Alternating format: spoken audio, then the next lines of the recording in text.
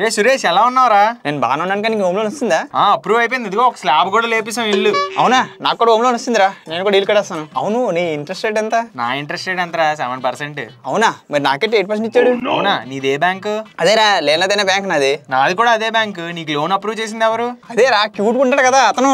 నాకు ఇచ్చింది కూడా అతనే రా. మరి ఎందుకు డిఫరెన్స్? అవునా? దాయితో ఒకసారి తెలుసుకుందాం వెళ్ళి.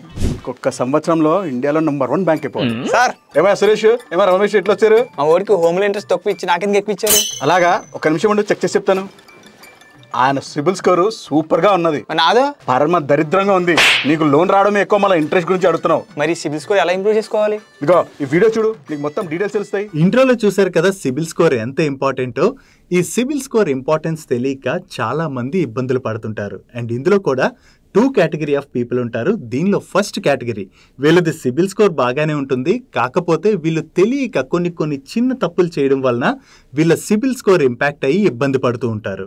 అండ్ సెకండ్ కేటగిరీ, వీళ్ళది సిబిల్ స్కోర్ బాగోదు అండ్ ఈ సిబిల్ స్కోర్ని ఎలా ఇంప్రూవ్ చేసుకోవాలో తెలియక ఇబ్బందులు పడుతూ ఉంటారు. నౌ ఈ రోజు వీడియోలోని ఈ సిబిల్ స్కోర్ రిలేటెడ్గా కంప్లీట్ డీటెయిల్స్తో పాటు మీ సిబిల్ స్కోర్ని మీరు సింపుల్గా ఎలా ఇంప్రూవ్ చేసుకోవచ్చో కూడా మీకు డీటెయిల్స్ని షేర్ చేయబోతున్నాను. వీడియోని మిస్ అవ్వకుండా ఎండ్ వరకు చూడండి. Let's start today's video.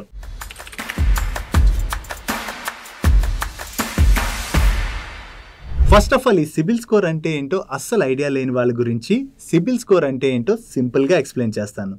ఈ సిబిల్ స్కోర్ని credit bureau information India limited అనేటువంటి థర్డ్ పార్టీ ప్రైవేట్ ఆర్గనైజేషన్ వాళ్ళు పాన్ నెంబర్ ఎవరికైతే ఉంటుందో వాళ్ళ క్రెడిట్ హిస్టరీని ట్రాక్ చేసి ఈ సిబిల్ స్కోర్ని జనరేట్ చేస్తూ ఉంటారు. ఇక్కడ ఎగ్జాంపుల్తో మాట్లాడుకోవాలంటే, ఏదైనా బ్యాంక్ ఆర్ ఎన్బిఎఫ్సి మనకి లోన్ ఇచ్చేటప్పుడు మన పే స్లిప్స్, ఐటీ రిటర్న్స్ వీటితో పాటుగా మన సిబిల్ స్కోర్ని కూడా కంపల్సరీ చెక్ చేస్తుంది. ఎందుకంటే ఈ లోన్ తీసుకునేటువంటి వ్యక్తి ప్రీవియస్గా ఏవైనా లోన్స్ తీసుకుని వాటిల్ని కరెక్ట్గా రీపే చేశారా లేదా, అండ్ అలాగే ఈయన క్రెడిట్ హిస్టరీ ఎలా ఉంది, ఇటువంటివన్నీ కూడా అంచనా వేసి సిబిల్ వాళ్ళు ప్రతి ఒక్కరికి కూడా సిబిల్ స్కోర్ ఇస్తారు. ఈ సిబిల్ స్కోర్ మనది చాలా బాగుంది అనుకోండి, మనకి లోన్ వస్తుంది. అండ్ అంతేకాకుండా ఎక్సలెంట్ సిబిల్ స్కోర్ని కనుక మెయింటైన్ చేసినట్లయితే మనకి తక్కువ ఇంట్రెస్ట్ రేట్కి లోన్ కూడా దొరుకుతుంది. అలా కాకుండా మన సిబిల్ స్కోర్ కనుక కొంచెం తక్కువగా ఉన్నట్లయితే బ్యాంక్స్ మనకి ఇచ్చేటువంటి లోన్స్ పైన ఇంట్రెస్ట్ రేట్ని ఎక్కువగా ఛార్జ్ చేస్తారు. అండ్ పూర్ సిబిల్ స్కోర్ ఉన్నట్లయితే మనకు అసలు లోన్సే రావు. ఫర్ ఎగ్జాంపుల్, మీరు ఇక్కడ స్క్రీన్ మీద చూడొచ్చు, ఎస్బీఐ వాళ్ళు 800 అండ్ అబోవ్ సిబిల్ స్కోర్ ఉన్న వాళ్ళకి తక్కువ ఇంట్రెస్ట్ రేట్కి హోమ్ లోన్ ఆఫర్ చేస్తున్నట్లయితే ఈ సిబిల్ స్కోర్ తగ్గుతూ వెళ్లే కొద్దీ వీళ్ళ ఇంట్రెస్ట్ రేట్స్ పెరుగుతున్నాయి. అందుకనే ఎవరిదైనా సరే సిబిల్ స్కోర్ బాగా మెయింటైన్ చేయవలసి ఉంటుంది. ఈ సిబిల్ స్కోర్ అంటే ఏంటో మీకు అర్థమైంది అనుకుంటున్నాను. అసలు ఈ సిబిల్ స్కోర్ ని ఎవరు జనరేట్ చేస్తుంటారంటే, ఆర్బీఐ మన ఇండియాలోని కొంతమందికి లైసెన్స్ ఇవ్వడం జరిగింది. వీళ్ళలోని TransUnion CIBIL, Experian, Equifax and CRIF, ఈ 4 ఆర్గనైజేషన్స్ కూడా మన క్రెడిట్ స్కోర్ ని జనరేట్ చేస్తూ ఉంటాయి. వీళ్ళలో ఎక్కువగా సిబిల్ వాళ్ళతోనే బ్యాంక్స్ అండ్ ఎన్బిఎఫ్సిస్ ఎక్కువగా టైఅప్ అయి ఉండడం వలన చాలా మంది యొక్క క్రెడిట్ స్కోర్ ని సిబిల్ వాళ్ళు జనరేట్ చేస్తూ ఉంటారు. నెక్స్ట్ మోస్ట్ ఇంపార్టెంట్ థింగ్, అసలు ఈ క్రెడిట్ స్కోర్ ని ఎలా జనరేట్ చేస్తారు? దీనిలో ఫస్ట్ థింగ్ పేమెంట్ హిస్టరీ. అంటే మీరు ఏదైనా లోన్ తీసుకున్నారు లేదా క్రెడిట్ కార్డ్ అది యూజ్ చేశారు, ఇవి యూజ్ చేసిన తర్వాత మీ రీపేమెంట్ హిస్టరీ ఎలా ఉందన్నది చెక్ చేస్తారు. ఈ రీపేమెంట్ హిస్టరీకి క్రెడిట్ స్కోర్లోని 35% వెయిటేజ్ ఉన్నది. సో అందుకని ఎవరైనా సరే రీపేమెంట్ అన్నది మిస్ అవ్వకుండా చేయవలసి ఉంటుంది. సెకండ్, లోన్ క్వాలిటీకి మీ క్రెడిట్ స్కోర్లోని ఎక్కువ వెయిటేజ్ ఉంటుంది. ఈ లోన్ క్వాలిటీ అంటే ఏంటంటే మీరు తీసుకునేటువంటి లోన్ టైప్. ఇక్కడ 2 టైప్స్ ఆఫ్ లోన్స్ ఉంటాయి. ఒకటి secured loans, second one is unsecured loans. First ఈ సెక్యూర్డ్ లోన్ అంటే ఏంటో మాట్లాడుకుందాం. ఈ సెక్యూర్డ్ లోన్ అంటే మీరు ఇల్లు లేదా కారు లోన్ తీసుకుని కొనుక్కున్నారనుకోండి, ఆ కార్ లేదా ఇల్లు మీకు ఏదైతే బ్యాంక్ లోన్ ఇస్తుందో ఆ బ్యాంక్ నేమ్ పైన హైపోతికేషన్ అయి ఉంటాయి. ఒకవేళ మీరు తీసుకున్నటువంటి లోన్ని రీపే చేయలేని పక్షంలో వీళ్ళు ఆ కార్ని మీ దగ్గర నుంచి తీసుకుని రీసేల్ చేయడం ద్వారా లోన్ని క్లియర్ చేసుకుంటారు. వీటిల్ని సెక్యూర్డ్ లోన్స్ అంటారు. అదే అన్సెక్యూర్డ్ లోన్స్ అంటే ఏంటంటే, మీరు క్రెడిట్ కార్డ్ యూస్ చేస్తుంటారు కదా, ఈ క్రెడిట్ కార్డ్స్, పర్సనల్ లోన్స్ ఇవన్నీ కూడా అన్సెక్యూర్డ్ లోన్ కేటగిరీలోకి వస్తాయి. ఎందుకంటే ఇక్కడ బ్యాంక్స్ ఏవి కూడా మీకు ఇచ్చేటువంటి లోన్స్ కి అగైనిస్ట్ గా సెక్యూరిటీ డిపాజిట్ కింద ఏది తీసుకోవట్లేదు కదా, అందువల్ల వీటిని అన్సెక్యూర్డ్ లోన్స్ అని అంటారు.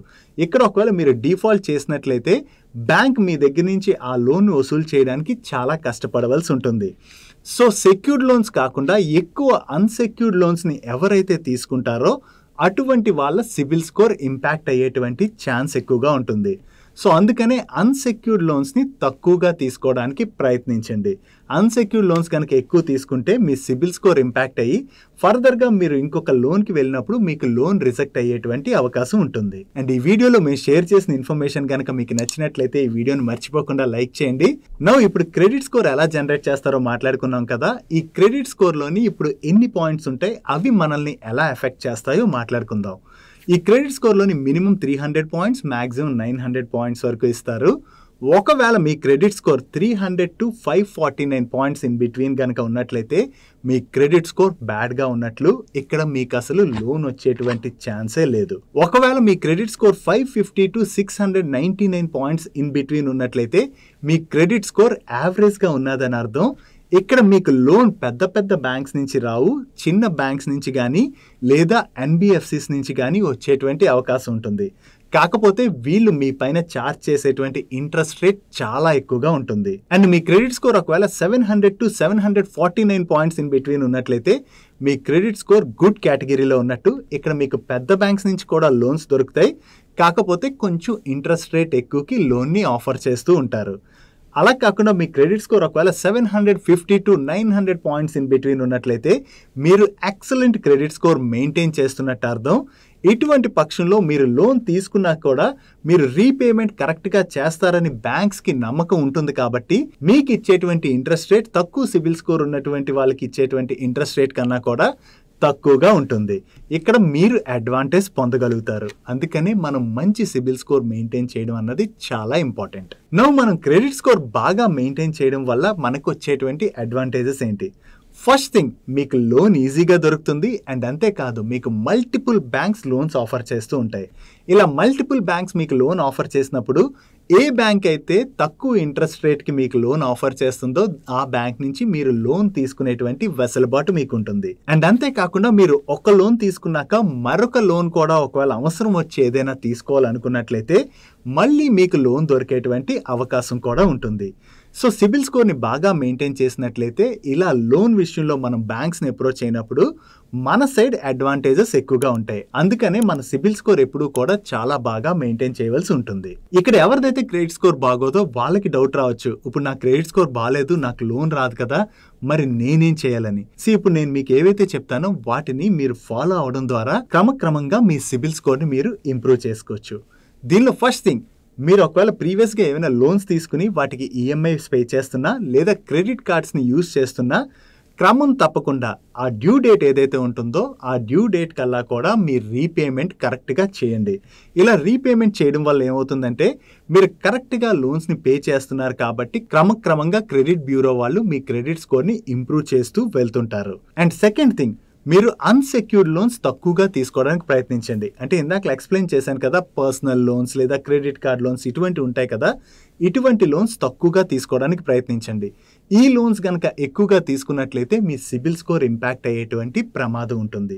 చాలా మంది ఏమనుకుంటారంటే నా దగ్గర క్రెడిట్ కార్డ్ 1 lakh రూపీస్ వరకు లిమిట్ ఉన్నది, సో ఈ 1 lakh రూపీస్లోని 90,000 యూస్ చేసి రీపేమెంట్ డేట్ కల్లా నేను పే చేసేస్తే నా క్రెడిట్ స్కోర్ ఇంపాక్ట్ అవ్వదు కదా అని.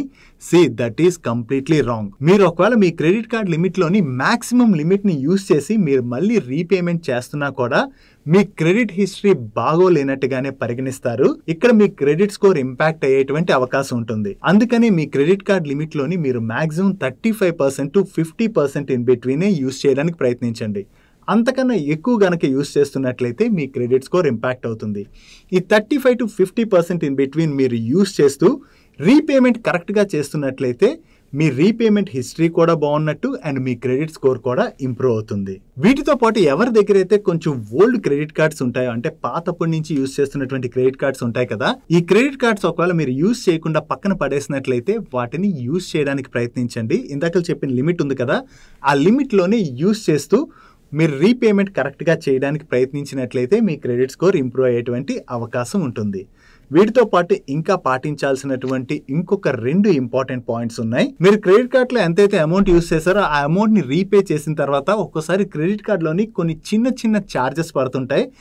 ఆ చార్జెస్ పే చేయకుండా కూడా ఎవరైనా మిస్ అయినట్లయితే అది కూడా మీరు సరిగ్గా రీపేమెంట్ చేయలేనట్లే పరిగణిస్తారు. అక్కడ కూడా మీ క్రెడిట్ స్కోర్ ఇంపాక్ట్ అవుతుంది.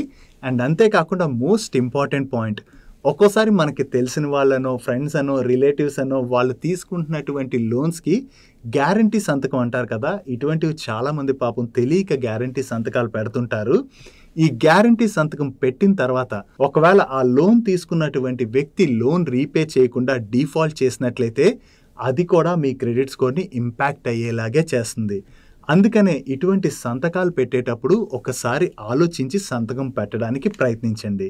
సో ఇప్పుడు చెప్పినటువంటి చిన్న చిన్న స్టెప్స్ ఏవైతే ఉన్నాయో వీటిని మీరు క్రమం తప్పకుండా ఫాలో అవుతున్నట్లయితే మీ క్రెడిట్ స్కోర్ని మీరు ఇంప్రూవ్ చేసుకుని ఫ్యూచర్లోని మీరు లోన్ పొందొచ్చు. అండ్ అంతేకాకుండా ఒకవేళ మీ క్రెడిట్ స్కోర్ ఎక్సలెంట్ క్రెడిట్ స్కోర్గా ఉన్నట్లయితే మీకు తక్కువ ఇంట్రెస్ట్ రేట్కి లోన్ వచ్చేటువంటి అవకాశం కూడా ఉంటుంది. అండ్ ఈ వీడియోలో మేము షేర్ చేసిన ఇన్ఫర్మేషన్ కనుక మీకు నచ్చినట్లయితే ఈ వీడియోని మర్చిపోకుండా లైక్ చేయండి. And me friends and family మెంబర్స్కి మేము షేర్ చేసిన ఇన్ఫర్మేషన్ యూస్ఫుల్ అవుతుంది అనుకుంటే ఈ వీడియోని వాళ్ళకి షేర్ చేయండి. అండ్ మీరైతే ఫస్ట్ టైం మన మనీ పర్స్ ఛానల్కి వచ్చి ఛానల్ని ఇంకా సబ్స్క్రైబ్ చేయలేనట్లయితే ఇక్కడున్న ఛానల్ లోగో మీద క్లిక్ చేసి ఛానల్ సబ్స్క్రైబ్ చేస్తూ పక్కనున్న బెల్ ఐకాన్లో ఆల్ నోటిఫికేషన్స్ యాక్టివేట్ చేసుకోండి. నేను చంద్రశేఖర్ పత్రి మరొక ఇంట్రెస్టింగ్ వీడియోతో కలుద్దాం. Bye bye.